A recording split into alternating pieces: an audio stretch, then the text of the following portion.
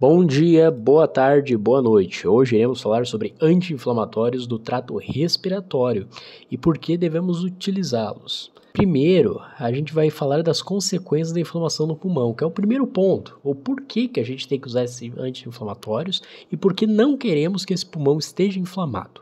Primeiro, a inflamação no pulmão vai induzir a broncoconstrição, seguida de edema e de uma produção muito aumentada, às vezes até maciça de muco, o que vai ocasionar ou piorar quadros de dispneia prévios.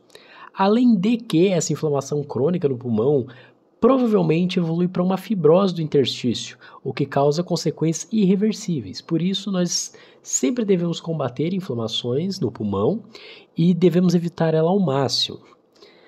Para tratar essas inflamações, a gente cursa com 4 classes de anti-inflamatórios do trato respiratório, que são os inibidores da fosfodiesterase 4, que é os PDEs, os antileucotrienos, os estabilizadores de membrana e os glicocorticoides.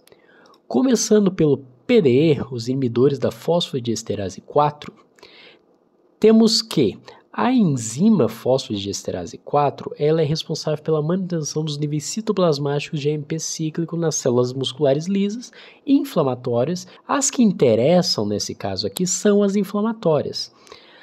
Como ela mantém esse AMP cíclico, a partir do momento que você inibe ela, você vai promover o aumento e vai diminuir o número dessas células, além de aumentar a permeabilidade vascular e diminuir bastante a broncoconstrição com esse aumento do AMP cíclico. Então você vai diminuir a inflamação, porque você tira as células inflamatórias, você aumenta a permeabilidade vascular, o que acarreta em consequências positivas para esse pulmão, além de diminuir a broncoconstrição. Então eles são bem importantes, principalmente em quadros de DPOC exacerbada, que tem difícil controle, porque ele vai diminuir essa broncoconstrição e vai reduzir bastante a inflamação. E eles são uma classe de fármacos muito bons para isso. Os principais fármacos dentro desse grupo é a rofluminast e o cilomilast. São os 2 principais fármacos utilizados desse grupo e seriam aqui os nossos fármacos de escolha. Quando vamos para o próximo grupo, os antileucotrienos, temos que primeiro nós vamos situar leucotrienos. Eles são produtos do ácido araquidônico e eles têm ação inflamatória, ainda mais nas vias aéreas.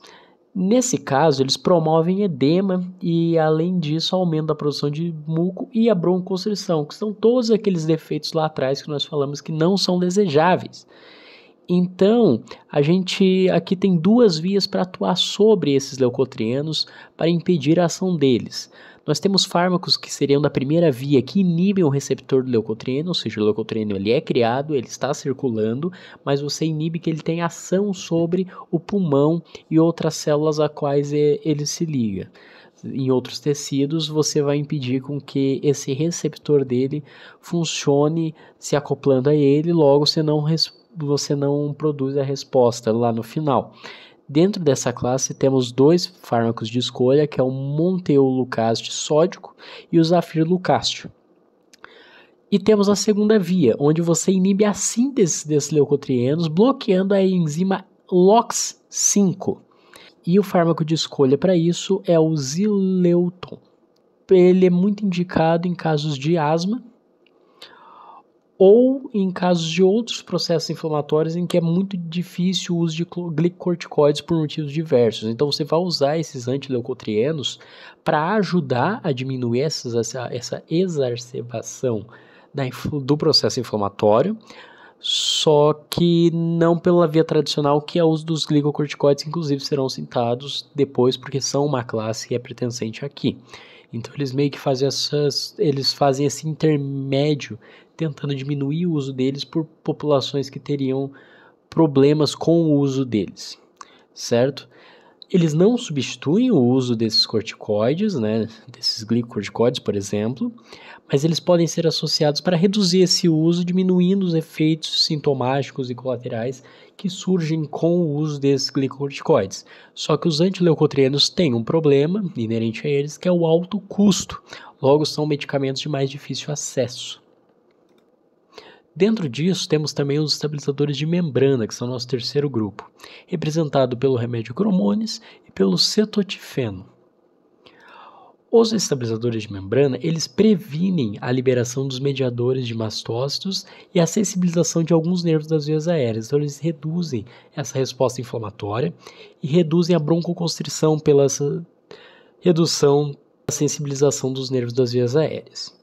Eles são muito indicados na profilaxia e tratamento da asma, principalmente porque eles não servem para quadros agudos, já que eles demoram um certo tempo até começarem a fazer efeito, e geralmente esse tempo de uso deles, para que eles comecem a ter efeito no foco-alvo, que seria pulmão, é de 6 semanas. Então, quando você pega um paciente que está exacerbado, você não consegue aplicar diretamente nele e reverter essa exacerbação por meio de estabilizadores de membrana. Eles servem para fazer essa profilaxia de exacerbação da asma, reduzindo que a pessoa entre em quadros, e para tratar ela a longo prazo, mas não servem para quadros agudos.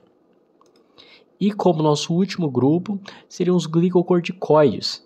Eles são usados em via inalatória em suspensão, são muito utilizados em quase todo tratamento da asma, há presença de glicocorticoides. Eles têm mecanismos gênicos, mecanismos não gênicos e têm uma ação imunossupressora importante.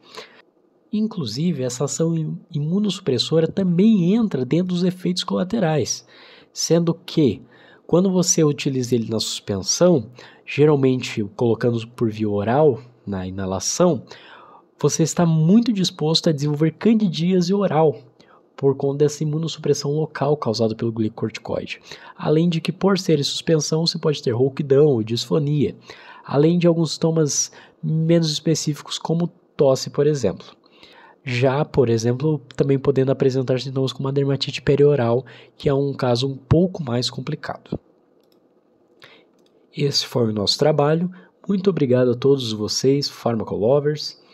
Espero que seja de grande proveito para o entendimento de medicamentos que são usados nesse controle da inflamação no ambiente do trato respiratório, além da associação desses medicamentos com quadros sintomáticos, por exemplo, o uso deles na asma, para resolver tanto em quadros prolongados, como foi o nosso caso dos estabilizadores de membrana, quanto em quadros agudos, como é o caso dos nossos glicocorticoides.